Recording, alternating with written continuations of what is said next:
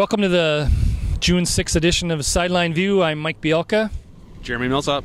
And we're standing on the roof of an unknown location here again this week. So got a few things to wrap up for high school. We've got baseball and high school baseball, high school softball already wrapped up. We've got a big state golf tournament coming up next week. Several qualifiers yesterday. We'll turn that over to Jeremy to kind of summarize what's going on throughout the area here. All right, Staples Motley boys golf team returned. They won the Section 6 1A tournament again with a very nice two-day score. They shot 291 on Monday, 290 on Tuesday. Two fantastic scores for them.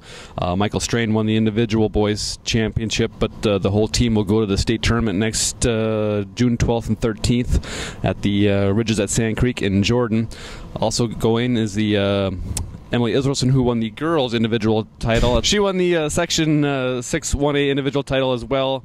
Also going from that tournament are Maggie Hagerston and Savannah Stone of Pequot Lakes. Pequot girls team finished second, as did the boys team. They came back. They were in fourth place after the first round, came back and got second place, so congrats to both those teams. Cody Major of Pine River Bacchus is our lone Class 1A representative.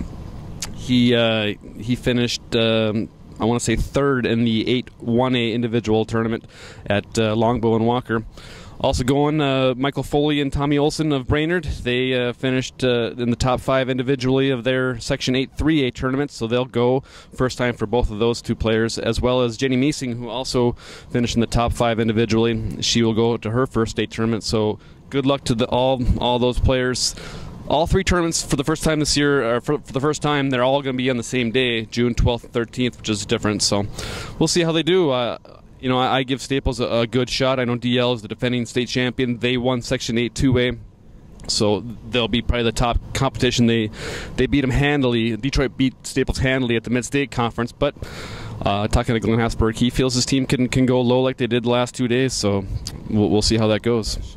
Yep. Also, we've got a lot of state track coming up here this week, Friday, Saturday. The 1A and 2A state meets at Hamlin University in St. Paul. Big marquee race, I think, probably for the area is in the 110 hurdles in AA. Jackson Walters from Brainerd's has had one of the 3 fastest times this year. I know, according to section times, he's seated about in the middle of the pack there. But I know there's a young man who's a defending champion from Park who it should be an outstanding race. Hopefully, Jackson can get through the prelims on Friday night and then get to the finals and meet that guy. It'd be interesting to see how that all works out because, like Coach Rod Ryer says, you never know what's going to happen with the hurdles. These are in college use a heavier hurdle, so you hit those things that causes a little more pain and not as friendly as running some of the other ones where you can just kind of knock them over and keep on going. So that'll be an interesting one. I know several individuals from the area have qualified as well. I mean, some of the top ones I think are Brian Huber, Staples Motley, Jalen Beachy, Staples Motley. Probably have and also I know Wesley DeLong from Pillagers, returning state place winner. So there's some guys I think are bringing home some medals and girls from this weekend. So Pequot 4x1 returning. That's right. Pequot 4x1 has got 3 of their 4 runners from last year returning from their state championship 4x1 relay, so that'll be an outstanding race as well. So we got some good matchups to see down there, and we have one other state tournament. Maybe just want to talk briefly about that. Coming up, starts on Thursday, Friday. Yeah. State tennis, Class 1A. We have 2 doubles teams competing. Aiken's Alex Anderson and Dan Klukas, as well as Staples Motley's Shane Sluice and Josh Solway. They will be competing on Thursday in the opening round of the Class 1A doubles tournament. One team will not be that advanced from Staples Motley for ineligible. They're ineligible for whatever reason we can't disclose because it's data privacy, so we don't know either.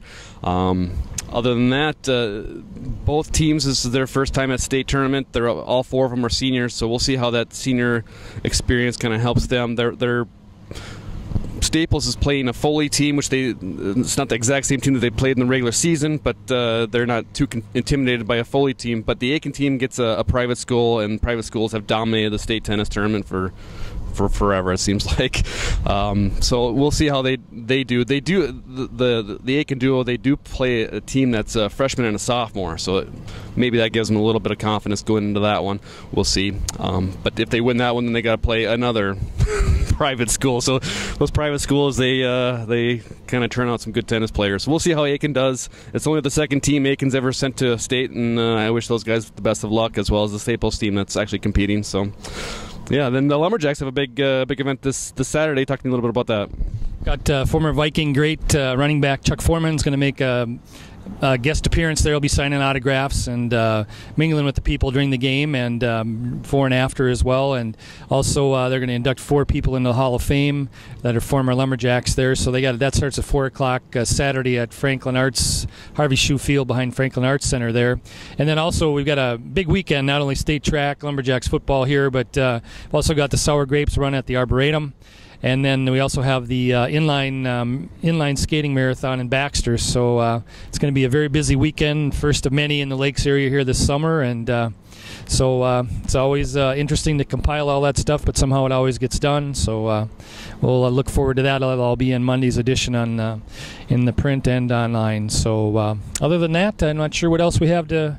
Oh, we have some hockey to talk about too. The Devils are trailing 3-0 in that series. The Kings can wrap it up tonight. So if if the Kings win, of course, Zach Parise has no chance of ever coming to play for the Wild, unfortunately, I think. So it's too bad. I'd like to see the Devils come back and win, but for whatever reason, some people think if the Devils won the Cup, he'd come here, but I can't see that happening either. So, and other than that, I guess we'll wrap it up for this week, and thanks for watching, and hopefully we'll talk to you next week. Thank you.